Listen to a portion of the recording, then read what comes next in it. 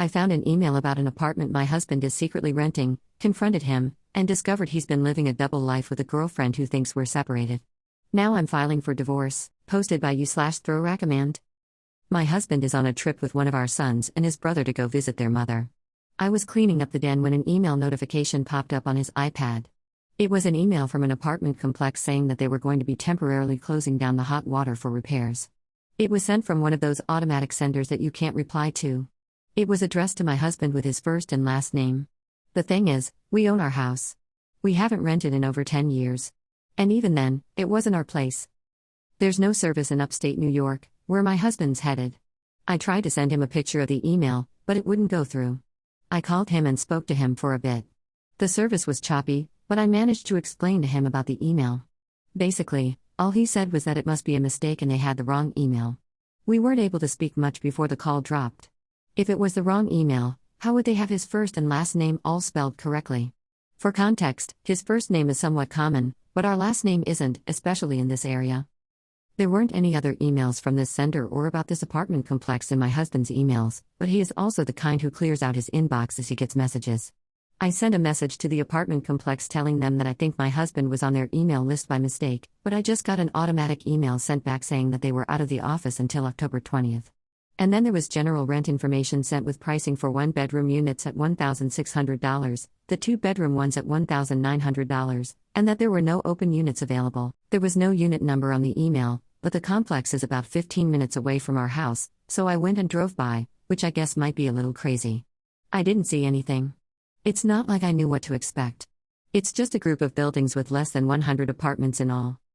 I don't have any reason to mistrust my husband other than this weird email that gives me a strange feeling in the pit of my stomach, as well as this general feeling of paranoia that he's just been bored with me.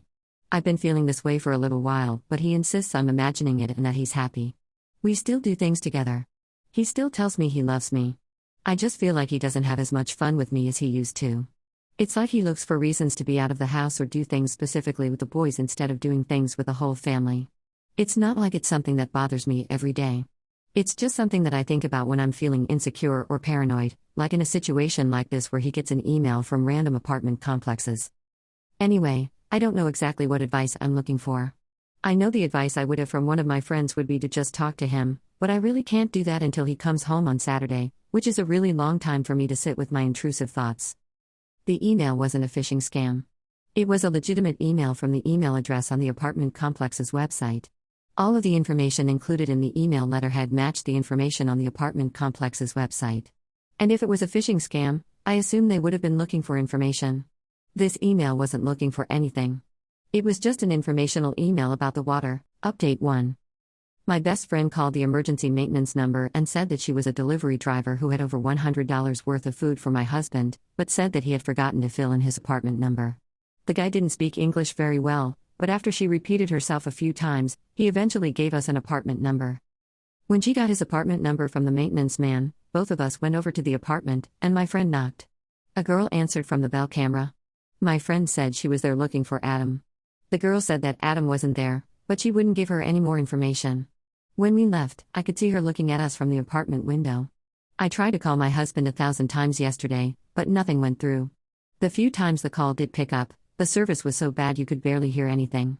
So I'm headed upstate to confront him in person. I have a copy of the email, a photo of the apartment, and a recording of the girl saying that Adam wasn't there, which to me is a confirmation that she knows him.